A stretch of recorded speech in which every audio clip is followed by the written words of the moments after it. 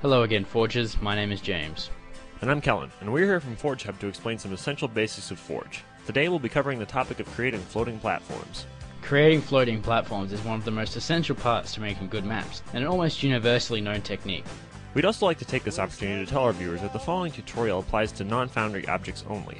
Right. To create floating platforms in Foundry, simply stack up objects under your platform object and delete the underlying objects.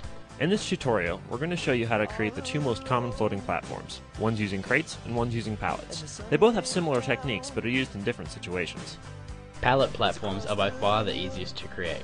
The first thing you want to do is decide how high you want your platform to be. After that, stack up some objects to reach that height.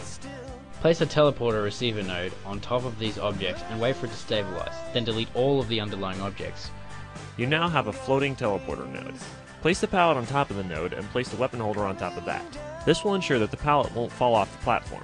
Now we've come to the point where you have a choice. If you want the platform to be destructible, leave it alone and adjust the respawn time accordingly. However, if you want it to be permanent, set it to instantly respawn. This way, it will be a permanent part of your map. Though pallets are the most common platform object, they're definitely not the most durable. Crate platforms give you the option to expand your existing platform or create a more stable environment.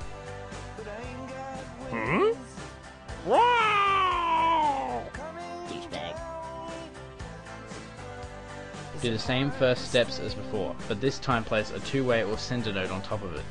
Delete the underlying objects. Next, place a crate in between the two sides of the node.